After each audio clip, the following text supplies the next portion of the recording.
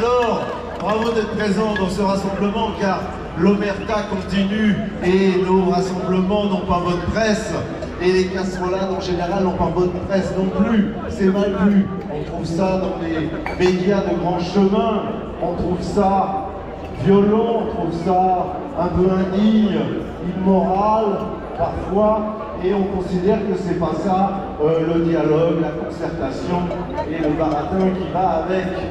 Ce que ces médias de grand chemin oublient, bien évidemment, c'est que nous utilisons les casseroles, nous les avons dans les mains et nous les avons pas au cul.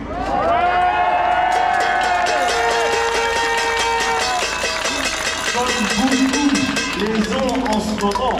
Et cette omerta, bien entendu, elle leur sert beaucoup. Alors, l'omerta, elle est aussi servie un petit peu contre leur corps défendant, surtout les vaccinés qui n'ont pas envie d'entendre trop parler des effets secondaires. On peut les comprendre, c'est humain.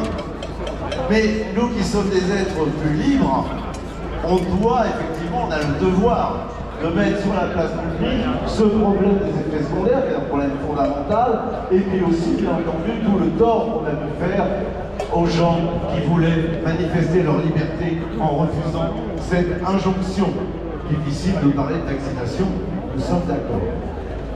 Alors, avec, et là j'ai une pensée un petit peu émue pour le professeur Montagnier. On a traîné dans la boue, bien évidemment, avant qu'il décède, avant ses 93 ans, je pense. Il a été toujours très lucide, malgré son âge de la presse, et il a dénoncé, et il a trouvé que ses séquençages étaient curieux, et qu'il avait un côté artificiel. C'était un prix Nobel qu'on a traîné dans la boue, sans respect, y compris pour la France, qui était honorée par ce prix Nobel. C'est une honte. Il va falloir faire le ménage au niveau de l'Académie des sciences, qui s'est aussi couvert d'opprobre, au niveau, bien sûr, de la haute autorité de la santé, et M. Delfrécy, bien évidemment. Au niveau aussi de l'Académie des sciences, qui ne s'est pas bien illustré en la manière de ce qui s'est passé et qui ont toujours été du côté du discours lénifiant du pouvoir.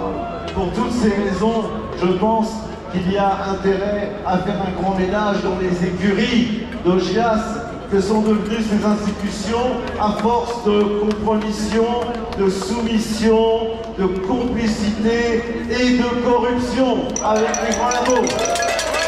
Bravo à vous les présents et la résistance. Bravo.